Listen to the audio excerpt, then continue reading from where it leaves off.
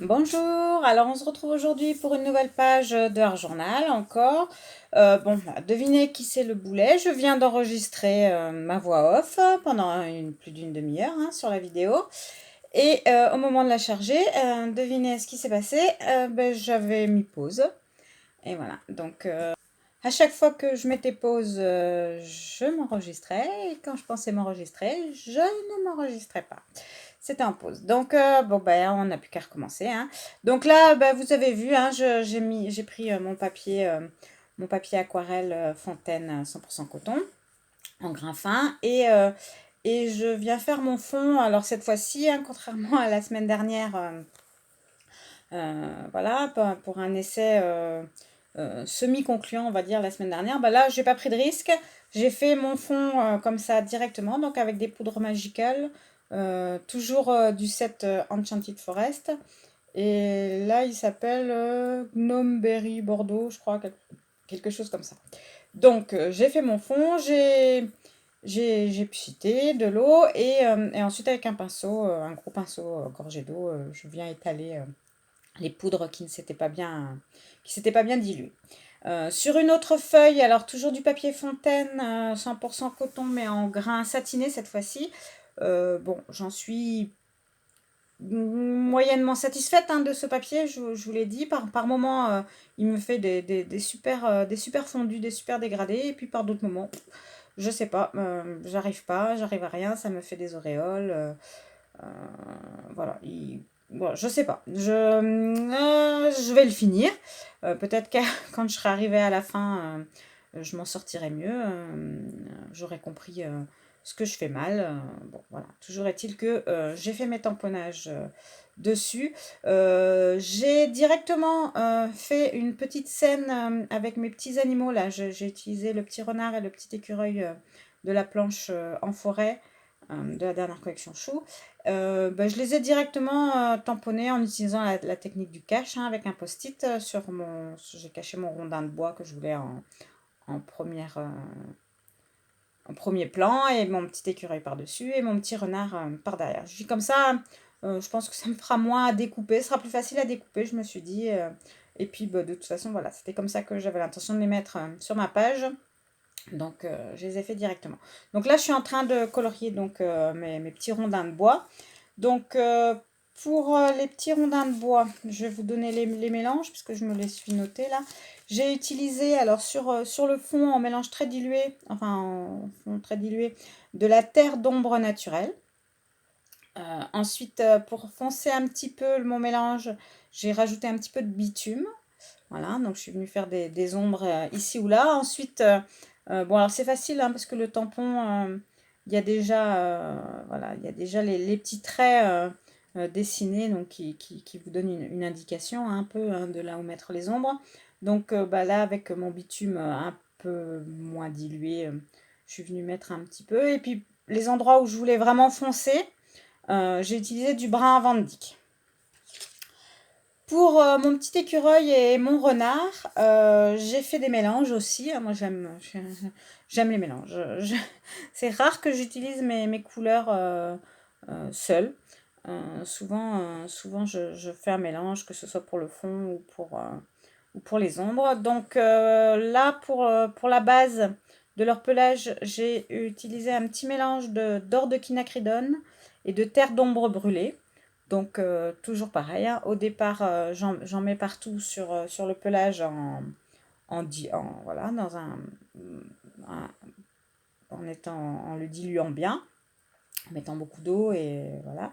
Et petit à petit, je viens prendre là où mon mélange est plus foncé pour faire mes ombres et pour rajouter ensuite un peu de pour donner un effet un peu plus roux à leur pelage, j'ai rajouté à mon mélange de la terre de sienne brûlée.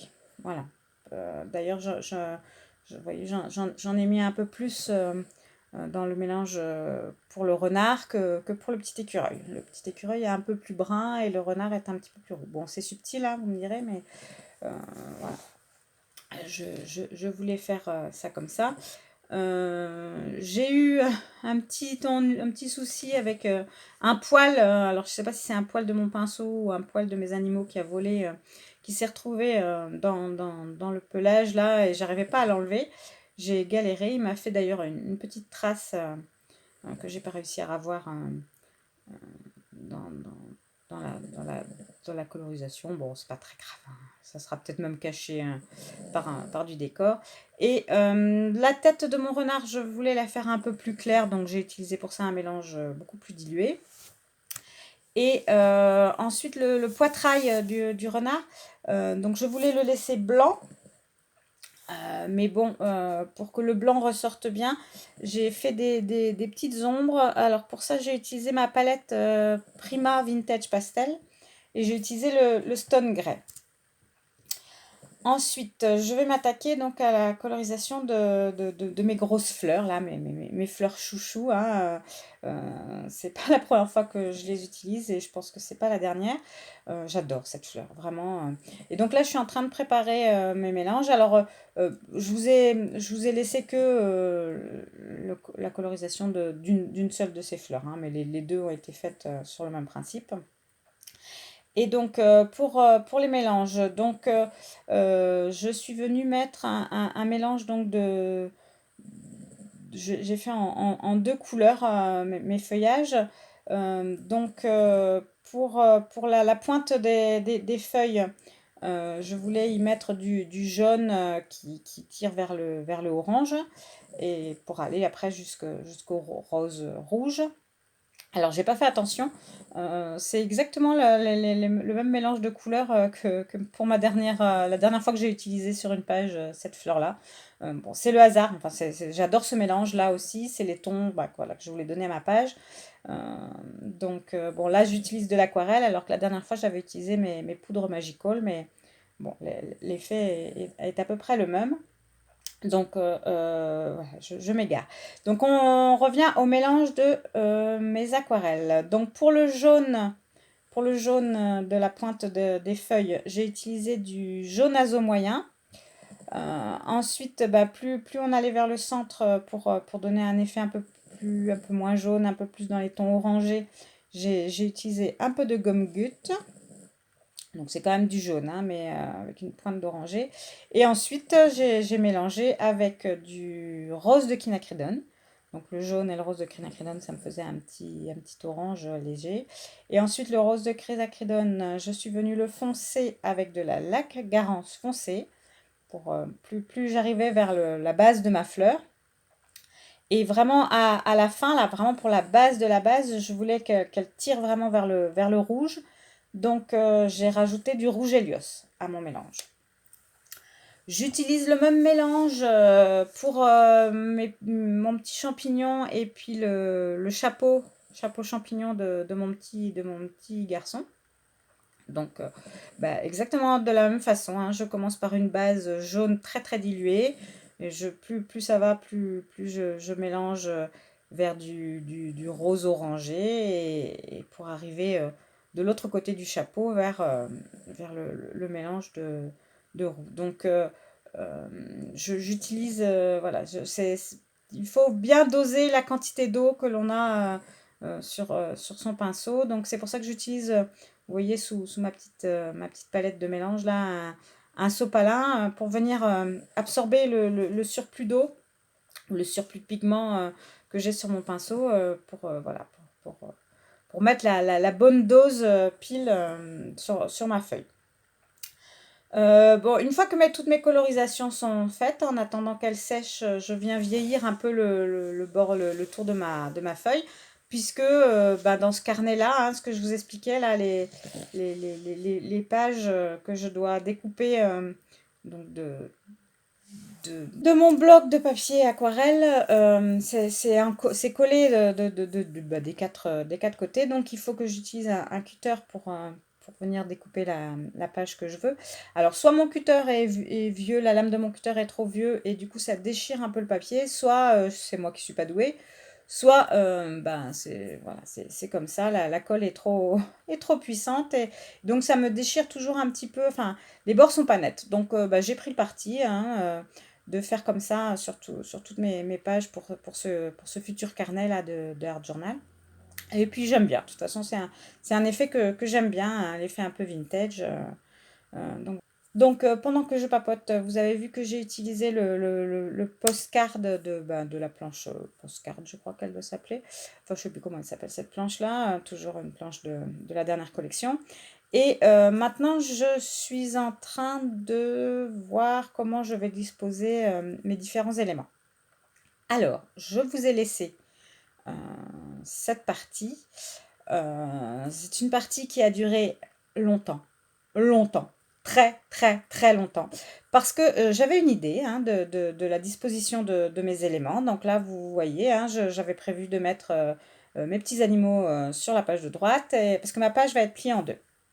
Et sur la page de gauche, mes petits personnages. Et la jeune fille, je l'avais d'ailleurs, j'avais prolongé un peu le bas du tampon pour la faire un peu plus grande que le petit garçon, puisque je voulais, voilà, je voulais qu'elle soit un peu plus grande que le petit garçon.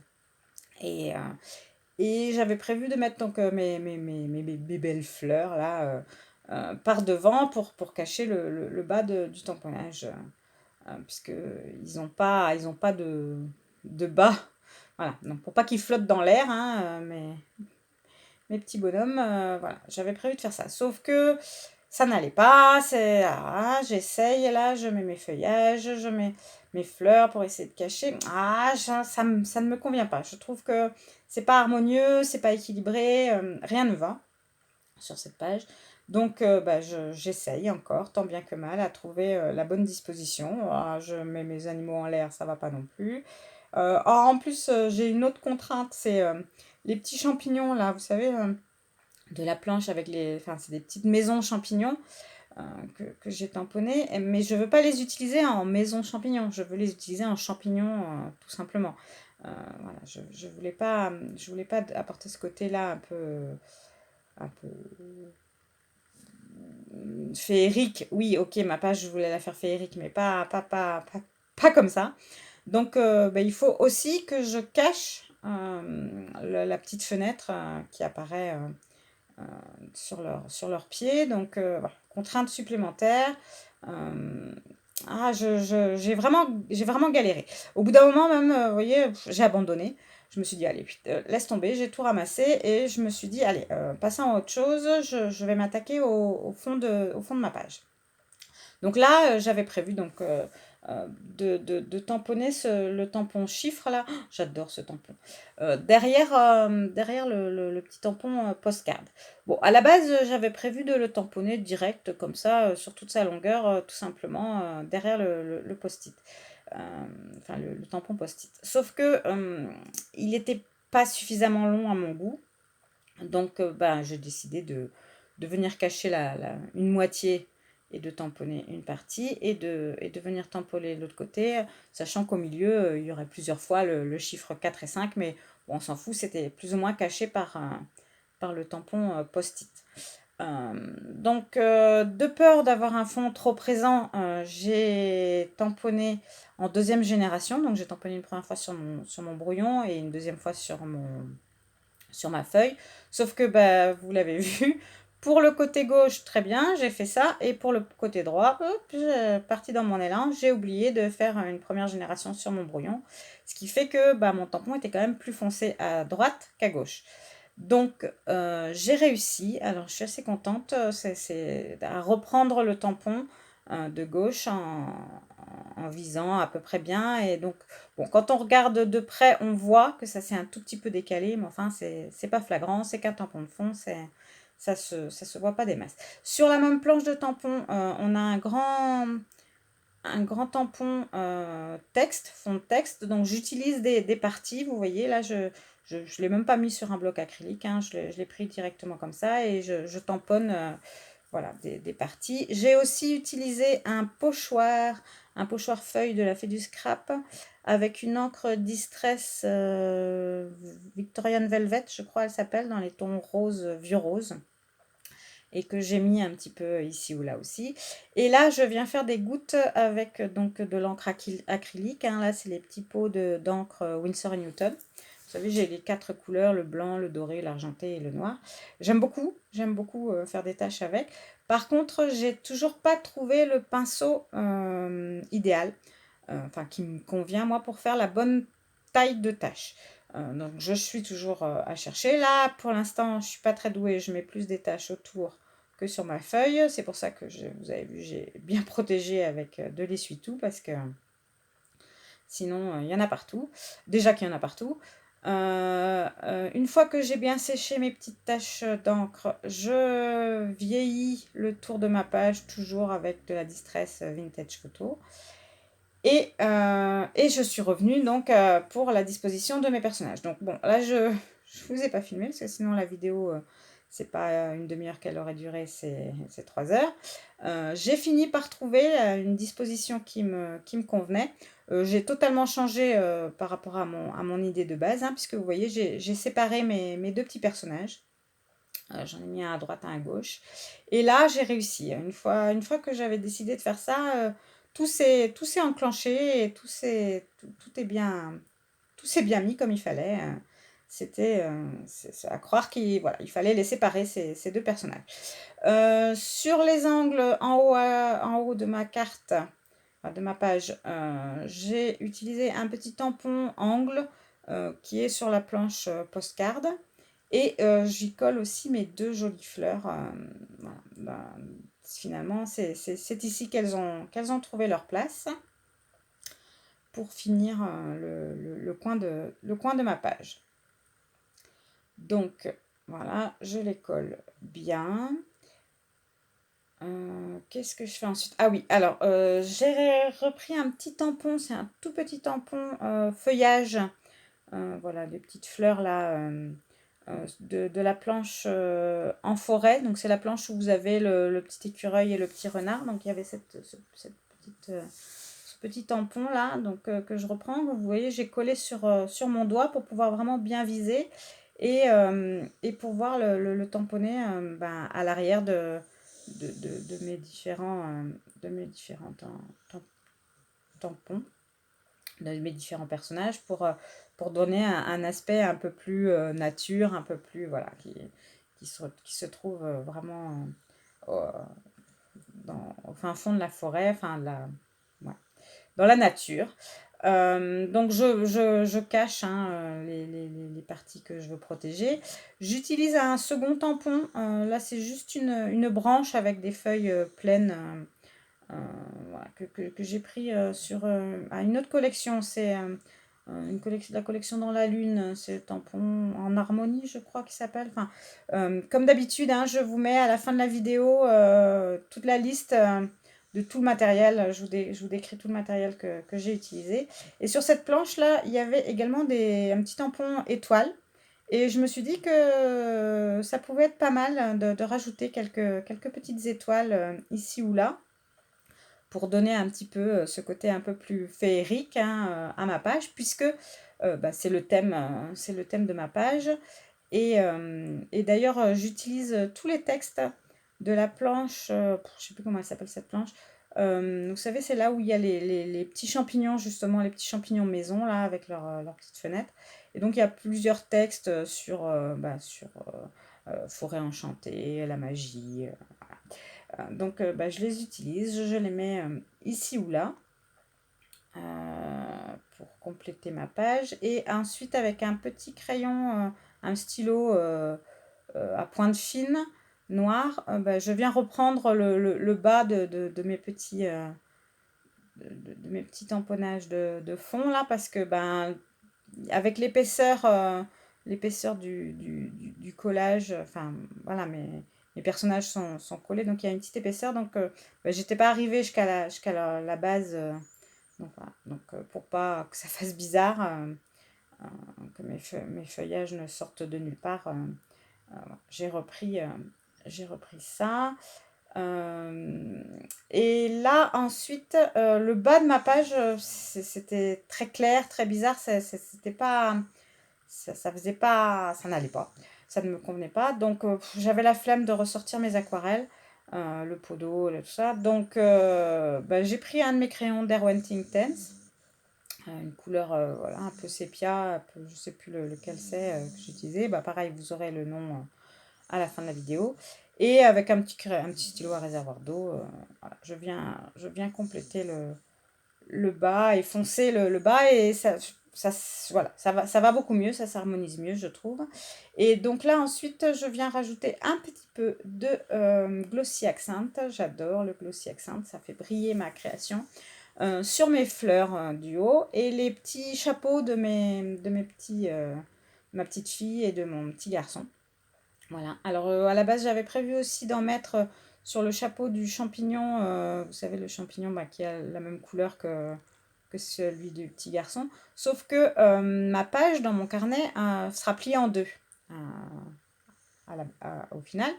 Et bah, ce champignon-là, il se retrouve quasiment en plein milieu de la pliure. Et donc, si j'y mets du Glossy Accent, le Glossy Accent, il va pas aimer se retrouver plié une fois qu'il sera sec. Donc, bah, j'ai renoncé. Sur le centre de mes petites fleurs, enfin sur mes fleurs, j'y ai mis un petit peu de Wink of Stella pour mettre des paillettes un petit peu sur les fleurs et les faire briller. Le centre, j'ai utilisé un Crystal Drop. Alors, c'est pas un Crystal Drop, c'est, je sais plus, ça a un autre nom avec des paillettes. Enfin, vous le verrez à la fin aussi, je vous donne le nom exact. Voilà, c'est avec des petites paillettes ouais, voilà, il est transparent et il prend la couleur du fond en fait sur lequel il est posé et il y a les petites paillettes qui ressortent, c'est très joli. Voilà. Ça contribue à mes jolies fleurs, voilà, au côté féerique de ma page. Donc une fois que le glossy a séché toute la nuit et que l'aquarelle aussi, je viens avec mon crayon de Posca faire des petits traits de lumière, voilà, des petites pointes blanches ici ou là. Donc là, voilà, c'est au pifomètre. Voilà, là, le plus dur, c'est de ne pas en mettre trop. Il faut en mettre juste la bonne quantité. Et donc là, bah, ma page est terminée. Je vous la présente. Là, je vous montre, alors j'essaie de vous montrer un peu l'effet du glossy, du brillant que ça donne au colo. Et là, je vous montre, j'ai pas fait attention quand j'y ai mis le glossy, il y avait une petite bulle d'air.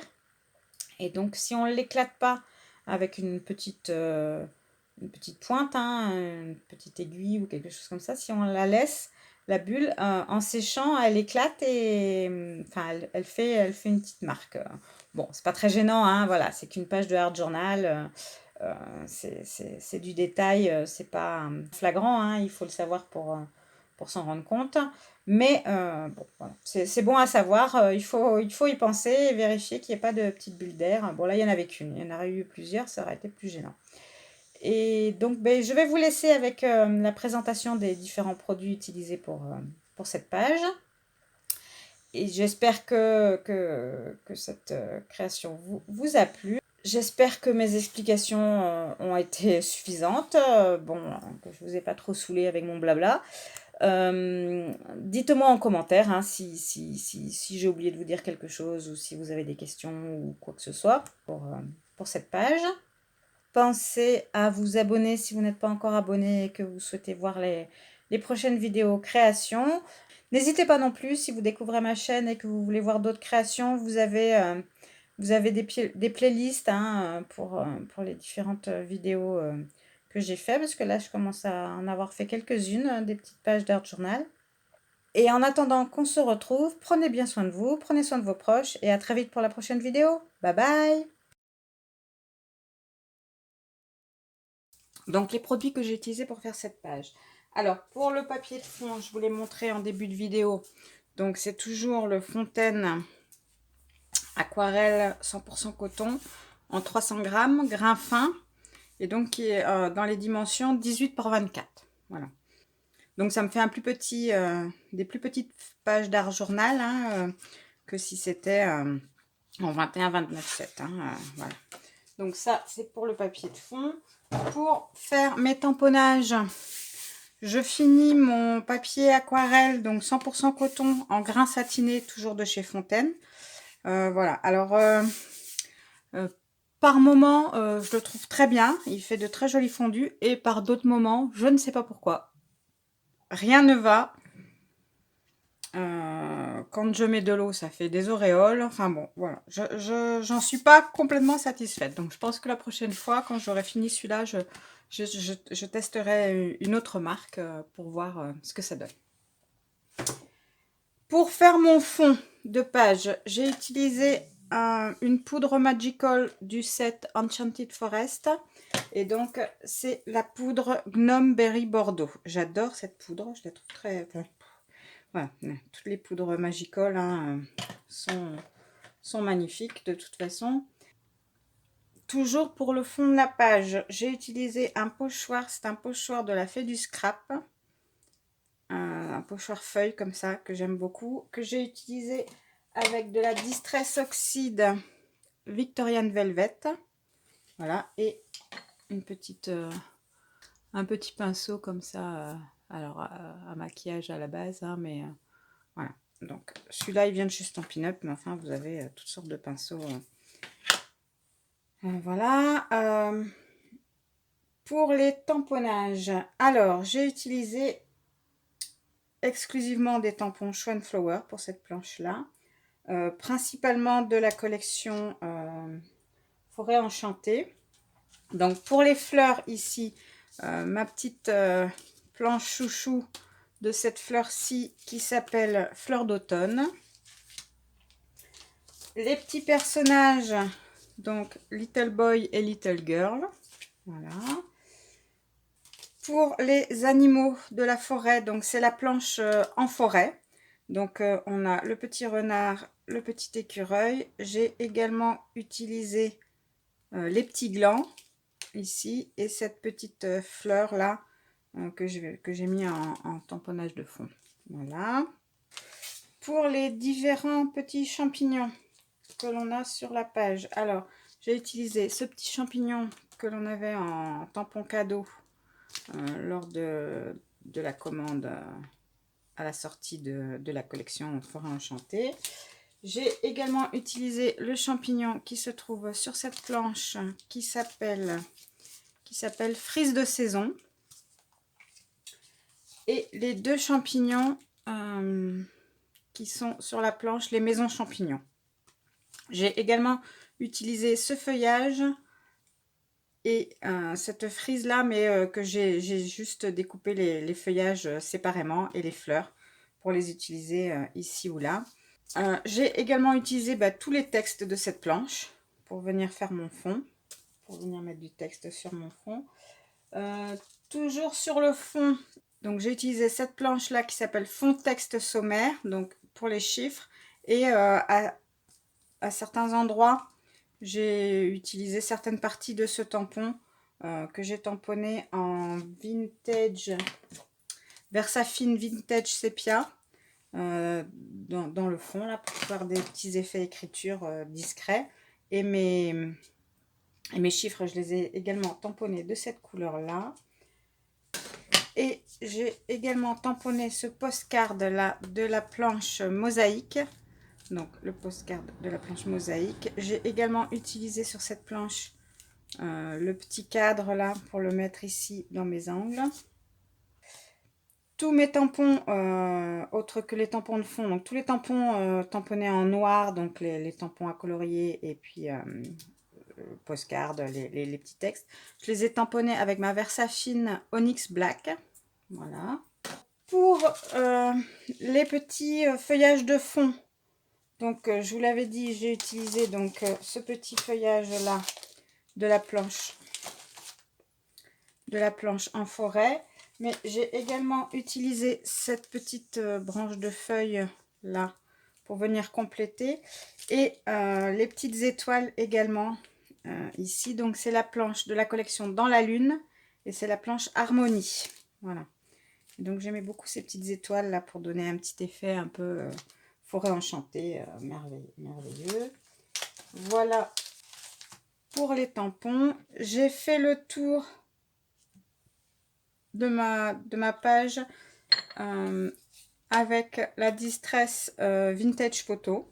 Voilà, pour vieillir comme d'habitude. Hein, avec mon distresseur. Alors, c'est ce petit appareil là avec des lames de rasoir à l'intérieur pour venir écorcher le bord du papier en fait, hein, pour lui donner un aspect vieilli, puisque je fais ça maintenant à chacune de mes pages pour ce carnet d'art journal. Donc j'ai fait ça d'abord avec ce distresseur et ensuite donc avec un petit tampon mousse et donc la vintage photo. J'ai vieilli ma page.